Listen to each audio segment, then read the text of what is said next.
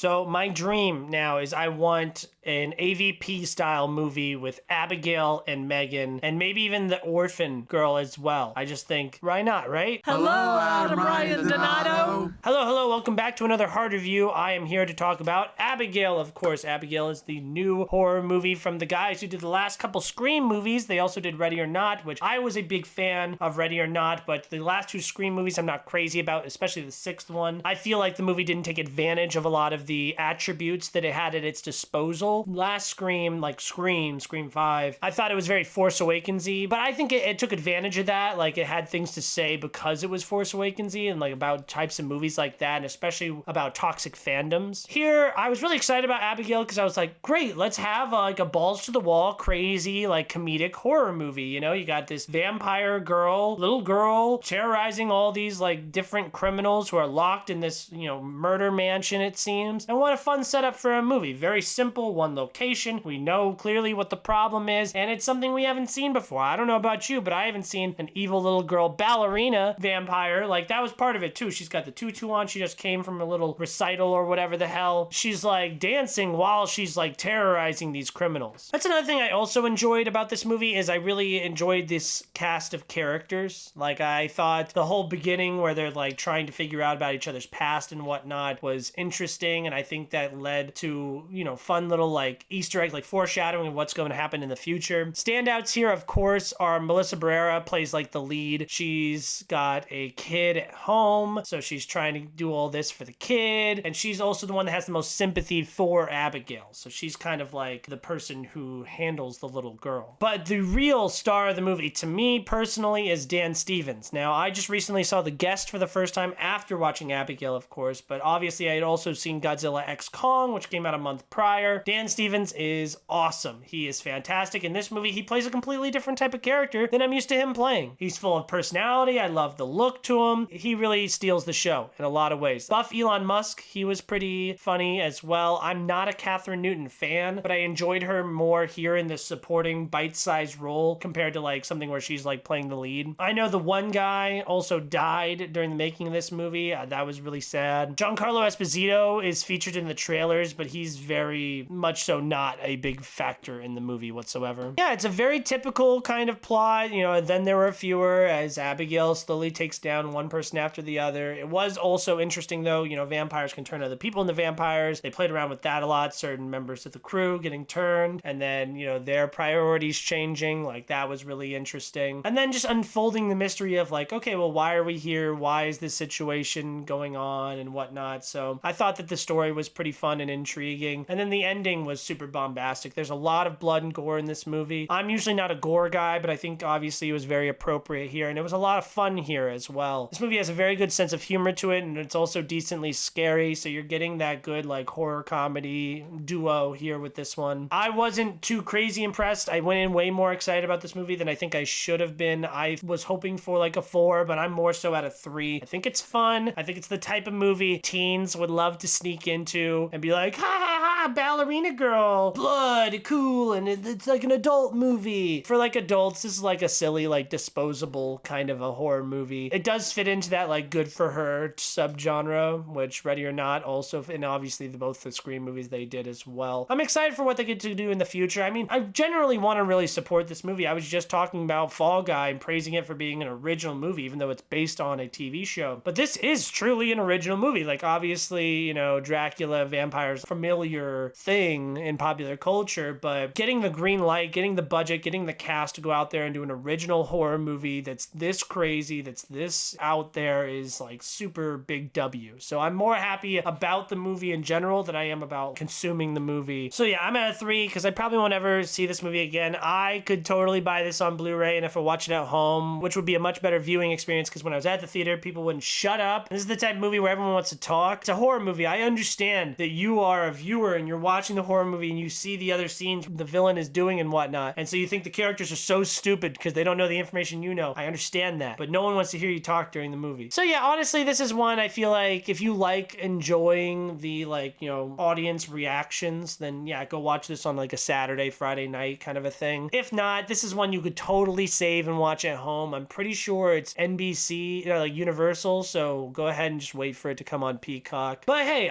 generally positive. I'm happy original movies are being made. This one was fun, scary, good characters, good cast. There's not a lot to be upset about here. There's just not a lot to like really blow me out of the water and like say that this is like one of my favorite movies of the year. Good movie, 3 out of 5. Thank you guys so much for watching this video. Like, comment, subscribe. Why don't you tell me what your favorite horror movie of the year so far is? We've gotten so many really good ones now. I know most people might say The First Omen. I'm gonna go with Immaculate. It's the way it is, baby.